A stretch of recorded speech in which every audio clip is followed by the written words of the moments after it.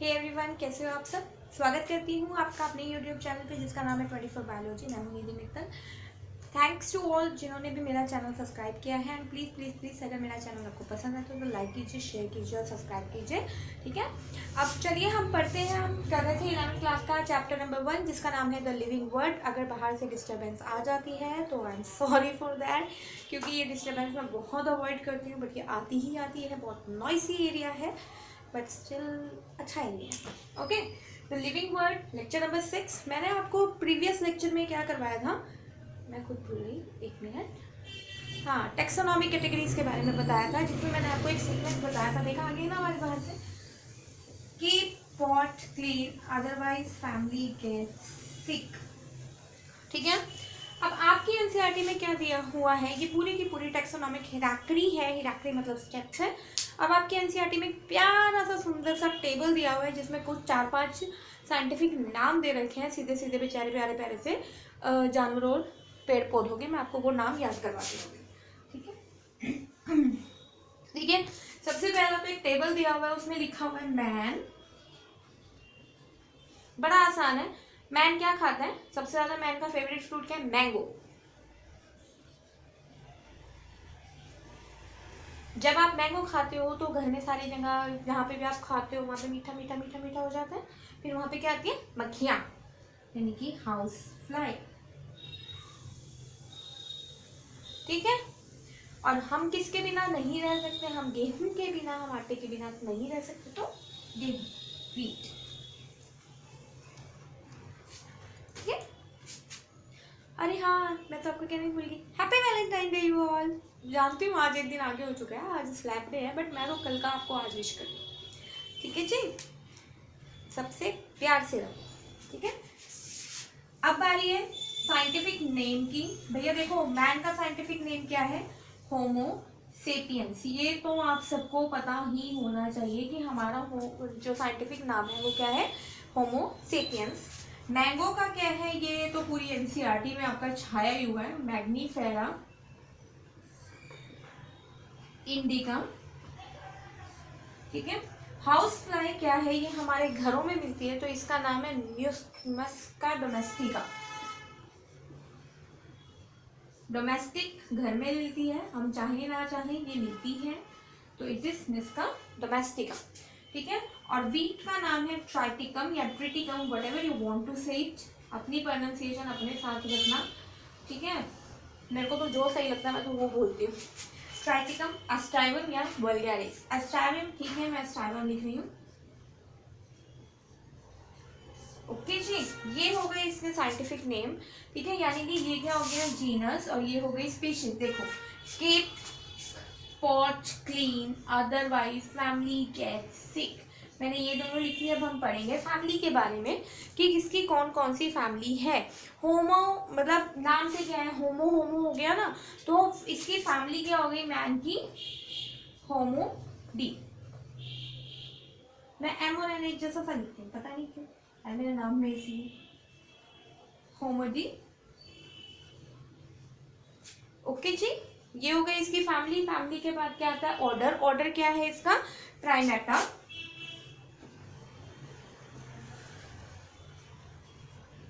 ठीक है। ऑर्डर के बाद क्या आ जाती है इसकी? Class. Class class class class किस क्लास में? हम 11th क्लास, नहीं, मैमेलिया। हम सब मैमल्स है ना, तो इट इज मैमेलिया, ठीक है।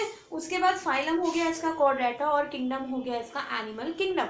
ओके जी, उसके बाद बारी आ जाती है आपके पास मैग्नीफेरा इंडिका को पहले छोड़ के मैं हाउस फ्लाई का करवा रही हूँ, क्योंकि ये आपका नीट के एग्जाम में काफ़ी बार आ चुका है, ठीक है। हाउस, यहाँ से आ सकता है आपके पास एक क्वेश्चन, ठीक है जी। तो हाउस फ्लाई का क्या है? फैमिली मस्किडी, मस्ती हो रहा है बहुत, तुम्हें पसंद हो ना हो भैया, ये तो मस्ती करेगी करेगी, तुम्हारे ऊपर भी बैठेगी, घरों में भी आएगी, बिना नोटिस के आएगी। मस्किडीज की फैमिली हो गई, ठीक है। और ऑर्डर क्या हो गया? डिप्टीरिया, ठीक है जी। और किसके अंदर आती है? क्लास क्या है इसकी? आर्थ्रोपोडा। आई नो जो पहली बार इसको पढ़ रहा है उसको नाम थोड़े अजीब लगेंगे, बट ये जो है ना एक्चुअली हमारे पास एनिमल किंगडम के चैप्टर में, तो ये मैं उसको याद करने का तरीका आपको वहाँ पे सिखाऊंगी जब मैं उस चैप्टर की वीडियोस अपलोड करूँगी, ठीक है। तो अभी आप क्या करो, मेमेलिया और आर्थ्रोपोडा, आर्थ्रोपोडा का मतलब होता है जिनकी जुड़ी हुई टांगे होती है, जिनकी जॉइंटेड लेग्स होती है। मक्खी को उल्टा करके देखना कभी, उसकी टांगे उसकी जो है ना बेचारी की जुड़ी हुई है, ठीक है। तुम कॉकरोच देख लेना, कॉकरोच जैसी सी मक्खी हो जाती है, ठीक है। तो वो दोनों एक ही फैमिली के मेंबर है, ये भाई बहन हो गए, ओके जी। उसके बाद बारी आ जाती है मैग्नीफेरा इंडिका का। मैग्नीफेरा इंडिका यानी कि जो आपका ये क्या है, आम आम आम, ठीक है। आम की जो फैमिली है क्या है,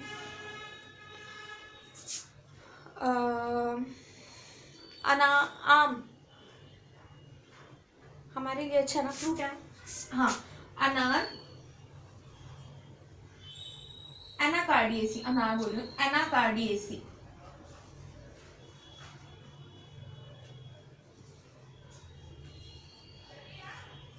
ठीक है। देखो भाई मैंने इसे याद किया हुआ है, मैंगो, मैंगो का मैंने रिलेट कर दिया अनार, अनार से, अनार, तभी मैं अनार अनार बोल रही थी, ठीक है। और साथ ही साथ कार्डियो वर्ड यूज़ किया जाता है हमारे हार्ट के लिए, और फ्रूट्स हमारे हार्ट के लिए बहुत अच्छे होते हैं, ठीक है। तो इसलिए मैंने लिख दिया एनाकार्डियेसी, ये इसका क्या हो गया, फैमिली हो गई। अब इसका ऑर्डर क्या आ गया,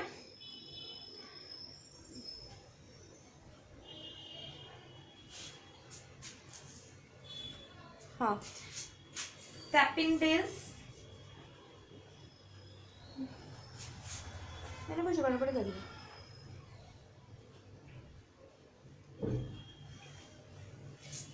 ये इसकी क्लास जो है ये इंसेक्ट है, क्योंकि ये इंसेक्ट है, ठीक है। और जो आर्थ्रोपोडा है वो इसका फाइलम है, ठीक है। आर्थ्रोपोडा जो है इसका फाइलम है, आप टेबल देख लेना, मैं थोड़ी सी इस चीज़ में कंफ्यूज हो गई हूँ, ठीक है। और ये हम मैंगो की बात करें तो इसका जो ऑर्डर है वो है सेपेंडेल्स, ठीक है। और इसकी क्लास क्या हो गई, ये कौन सा प्लांट में आता है बेटा, ये डाइकोट के अंदर आता है। डाइकोट मतलब इसके जो बीज होते हैं वो दो हिस्सों में टूट जाते हैं, वो भी इक्वली बीच में से डिवाइड हो जाते हैं, तो उसको हम बोल देते हैं हम डाइकोट, ठीक है। और उसके बाद हम इसको बोल देते हैं एंजियोस्पर्मी, बड़े प्यार से, ठीक है। उसके बाद आ जाता है वीट, वीट का नाम क्या है, ट्रिटिकम एस्टाइवम, और इसकी जो फैमिली है वो है पोएसी,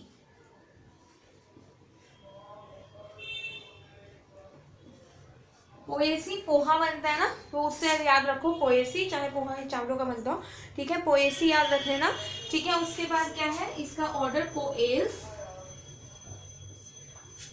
ओके जी। और ये इसके जो क्लास है वो क्या है, मोनोकोट। आप गेहूं को देखो, आप गेहूं को दो इक्वल हाफ में नहीं तोड़ सकते बीच में से, जैसे आप चने या राजमा को तोड़ सकते हो बीच में से, ठीक है। तो ये क्या हो गया, इसका एक टेबल हो गया, आप ये टेबल याद कर लेना। और ये जो है ना हाउस वाइफ, ये इनमें से कुछ भी पूछ लेते हैं आपसे कि फैमिली बताओ, ऑर्डर बताओ, क्लास बताओ, ऐसे करके आपसे क्वेश्चन पूछ लेते हैं, क्योंकि ना बच्चों को याद नहीं रहता, तो वो पूछते पूछते हैं, कहीं तो अटकाना है ना उन्होंने, कहीं तो अटकाएंगे, ठीक है जी, हो गया। उसके बाद आ जाता है नेक्स्ट टॉपिक, अभी इसका चैप्टर का होने वाला है, वो पढ़ने वाला है। अब नेक्स्ट आ जाता है टैक्सोनॉमिक एड्स,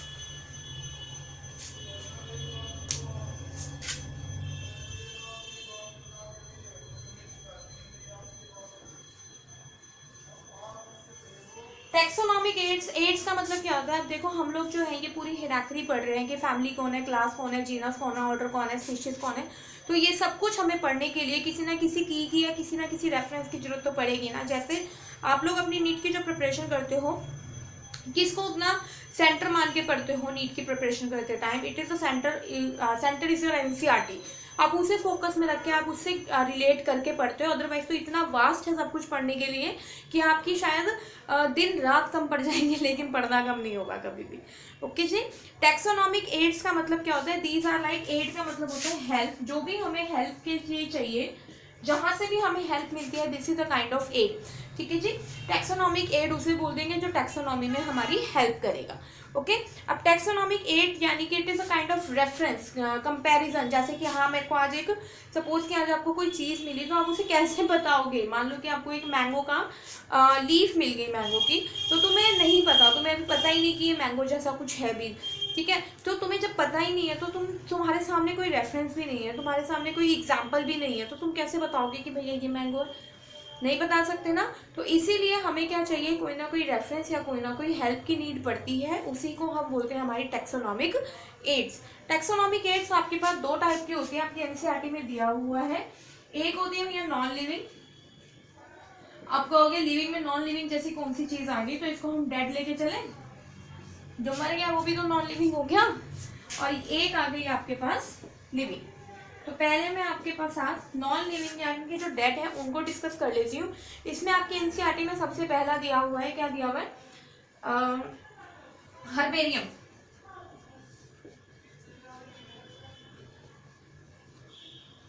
ये जो छोटे होते सब बहुत बनाते हैं, हर्बेरियम एक पत्ता उठाया, बनाने को देते थे, मुझे तो 8th क्लास में मिला था बनाने के लिए, मुझे आज भी याद है।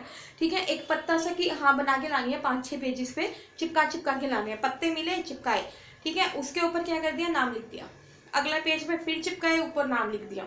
ठीक है, पता था या नहीं था, बस लिख के लेकर आना है। ठीक है, तो ये क्या है आपका, एक तरह से हर्बेरियम है। हर्बेरियम की शीट के ऊपर क्या क्या होता है वो मैं आपको बताती हूँ अभी। ठीक है, हर्बेरियम जो होती है बेसिकली ड्राई की जाती है, कलेक्शन होता है हर्बेरियम का, आपकी एनसीईआरटी में डिफाइन दे रखी है, पहली लाइन ही डिफाइन है इसकी, it is a collection of dead plant, dried plants, dead की जगह ड्राई कर लो, अगर ड्राई हो गया तो वो ऑलरेडी डेड ही है। ठीक है, pressed and collect on the sheet with description. जब हम कंप्लीट डिस्क्रिप्शन लिख देंगे, ठीक है, एक पत्ता लेंगे या एक प्लांट जो भी आपको मिला, XYZ जो भी आपको मिला, आप उसको लो, ड्राई करो, उसको क्या करो, एक शीट के ऊपर चिपका दो, और उसके बाद उस पर कंप्लीट उसकी डिस्क्रिप्शन, उसका नाम, पता, हिस्ट्री सब कुछ लिख दो, तो इससे हमारी एक हर्बेरियम शीट तैयार हो जाती है। हर्बेरियम शीट के ऊपर क्या क्या होता है वो मैं आपको बताती हूँ अभी।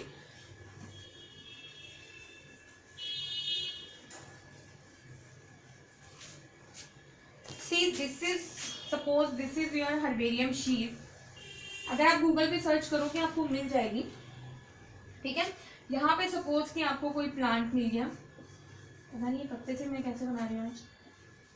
ठीक है, सपोज कि आपको मिल गया कोई प्लांट, ओके जी, उसके बाद आपने क्या करना है, यहाँ पर उसका साइंटिफिक नाम लिखना होता है, यानी कि वो जो बाइनोमियल नोमेनक्लेचर है उसके बिल्कुल नीचे इसका कॉमन नेम होगा, वो तो बहुत पतला पतला छोटा छोटा सा प्रिंटेड में लिखते हैं ना। ठीक है, यहाँ पर क्या होगा, डेट होगा कि कब ये सैंपल आपने कलेक्ट किया है, उसका प्लेस होगा कि वो कहाँ से कलेक्ट हुआ है। ठीक है, कुछ लाइंस होंगी डिस्क्रिप्शन की, डिस्क्रिप्शन का मतलब क्या है कि कहाँ से, मतलब इसकी अपीयरेंस क्या है, लीफ कैसी है, छोटी है या बड़ी है या ब्रॉड है या नुकीली है, पॉइंटेड है, और फ्लावर्स किस कलर के हैं इसके, और कौन सी इसमें इन्फ्लोरेसेंस है, इन्फ्लोरेसेंस का मतलब अरेंजमेंट कैसा है लीफ का और फ्लावर्स। ठीक है, तो वो कंप्लीट डिस्क्रिप्शन लिख देंगे, फ्लावर जो लीफ है वो कलर में कैसी है, और कहाँ से मिली है, वैली एरियाज में से मिली है, वाटर में से मिली है, मतलब पूरी कंप्लीट हिस्ट्री लिखनी है इसकी। ठीक है जी, उसके बाद आपने क्या करना है, नेम ऑफ द कलेक्टर, जिसने भी इसको कलेक्ट किया है, जिसको भी ये मिली है उसे क्रेडिट देना भी जरूरी है, बिना क्रेडिट के कोई काम नहीं करेगा। ठीक है, तो उसे क्या देना है, अपने कलेक्टर का नाम भी लिखना है। तो ये होता है आपका पूरा हर्बेरियम शीट पे सब कुछ। ये क्वेश्चन आपसे पूछ सकते हैं कि हर्बेरियम शीट पे क्या क्या गिवन है, डिस्क्रिप्शन के बारे में भी पूछते हैं कि क्या क्या गिवन होता है। ओके जी, तो ये हो गई आपकी हर्बेरियम शीट। हर्बेरियम शीट पे याद रखना डेड और ड्राइड प्लांट्स के पार्ट्स जो भी आपको मिल रहा है वो रखा जाता है। ठीक है, उसके बाद सेकंड आ जाता है आपके पास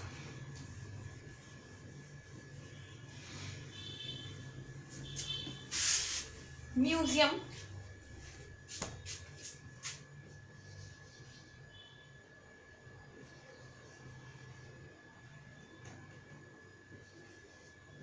म्यूजियम में प्लांट और एनिमल दोनों रखे जाते हैं, बट दोनों के दोनों डेड होते हैं।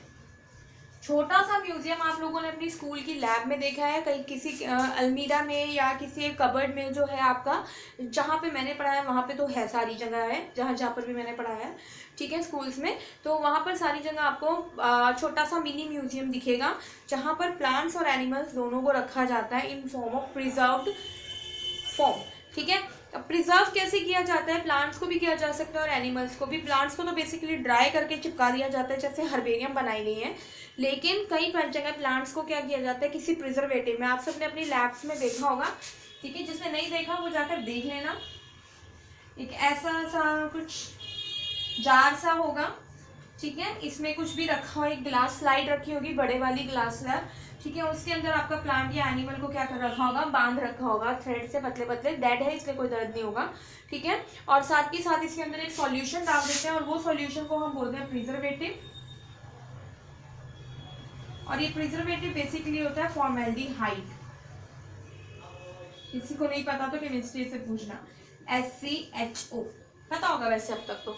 SCHO क्या है आपका, ये फॉर्मेल्डिहाइड हो गया। ये एक प्रिजर्वेटिव सॉल्यूशन है जो बायोलॉजिकल एड्स के लिए यूज़ किए जाते हैं, उनको प्रिजर्व करने के लिए यूज़ किए जाते हैं, ठीक है जी। उसके बाद होता है, एक तो ये हो गया प्रिजर्वेटिव की फॉर्म में। दूसरा जो होता है स्टफ्ड एनिमल्स की फॉर्म में रखा जाता है म्यूजियम के ही अंदर। स्टफ्ड एनिमल्स की जगह लैब्स में क्या मिलेगा आपको, अगर आपने देखा हो तो उसमें आपको मॉडल्स मिल जाएंगे, 3D या फाइबर्स के मॉडल मिल जाएंगे, चाहे वो किसी भी एनिमल के ले लो, पिजन के ले लो, चाहे वो जैसे कोई भी बड़ा सा जानवर मरा हुआ मिल गया, उसकी डेड बॉडी मिल गई, तो उसके सारे इंटरनल ऑर्गन्स निकाल लिए जाते हैं। स्टफ्ड एनिमल्स में बता रही हूँ क्या करते हैं, इंटरनल ऑर्गन्स को पुल आउट कर लिया जाता है, निकाल लिया जाता है और उसमें कॉटन भर दी जाती है, स्टफ कर दिया जाता है और उसको प्रॉपर शेप देके फिर से रख दिया जाता है, ठीक है। उसके बाद आ जाता है स्टफ्ड एनिमल्स के साथ इंसेक्ट्स की बारी आती है। इंसेक्ट्स को भी क्या किया जाता है, इन्हें बॉक्स में जो एक वुडन पीस होता है या फिर एक थर्माकोल का पीस होता है एक बड़ा सा, ठीक है, उसके ऊपर ऑल पिन से टाई अप करके रख दिया जाता है, रख दिया जाता है शीट्स को लिटरली, ठीक है। तो ये क्या है आपका नॉन लिविंग। अब लिविंग में आता है आपका क्या क्या भैया, botanical garden and zoological park. सिर्फ ये दो चीज़ें आती हैं, इसके बाद एक टॉपिक और बचता है, बोटेनिकल गार्डन और जूलॉजिकल पार्क्स। जूलॉजिकल पार्क्स को जू भी बोला जाता है।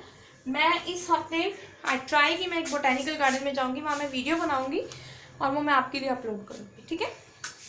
मुझे नाम नहीं पता एक्चुअली, मुझे आज ही पता चला है यहाँ पे कोई बोटेनिकल गार्डन है, वैसे तो बहुत सारे हैं पर मुझे नाम नहीं याद है, ठीक है। बोटेनिकल गार्डन ये लिविंग है। आपकी एनसीईआरटी में कुछ एक एग्जाम्पल्स दिए हुए हैं, 3 एक एग्जाम्पल दिए हुए हैं आई थिंक। बोटेनिकल गार्डन क्या होता है, जहाँ पर एंडेंजर्ड प्लांट स्पीशीज को प्रिजर्व किया जाता है। एंडेंजर्ड मतलब जिनको खतरा है।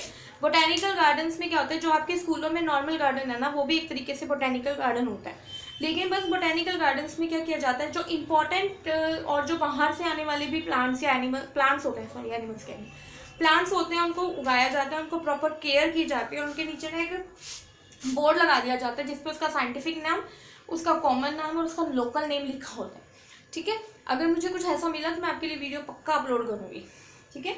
ये है आपका बोटेनिकल गार्डन जहाँ पे एंडेंजर्ड स्पीशीज को प्रिजर्व किया जाता है।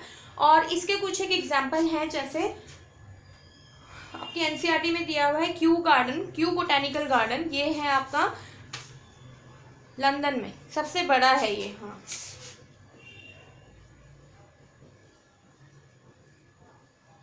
Q botanical garden, it is in London. India भी पीछे क्यों रहेगा, इंडिया में जो सबसे बड़ा बोटेनिकल गार्डन है वो है Indian botanical garden.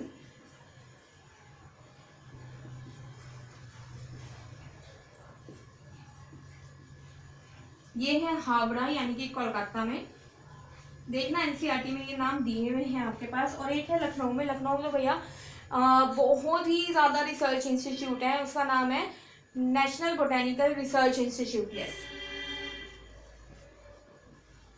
National botanical research institute मुझे ज़्यादा याद रहते हैं, मेरा इंटरेस्ट ही मेनली रिसर्च प्रोग्रामिंग है। National botanical research institute that is in Lucknow, ठीक है जी।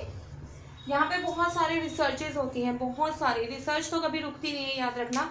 अभी भी आप खड़े हो या बैठे हो, विद इन द मिनट और विद इन द सेकंड, यार पता नहीं बहुत सारी रिसर्च होती है and it's really very amazing to research out this thing, ठीक है। बोटेनिकल गार्डन हो गया, उसके बाद बारी आ जाती है आपके पास जूलॉजिकल पार्क्स की। जूलॉजिकल पार्क्स को हम बोलते हैं जू। यहाँ पे ह्यूमन केयर की जाती है, एनसीईआरटी में लाइन दे रखी है, ह्यूमन केयर की जाती है और एनिमल्स को प्रिजर्व किया जाता है, टेक केयर किया जाता है एनिमल्स का, फूड का उनका ध्यान रखा जाता है, उनकी शेल्टर की पूरी फैसिलिटी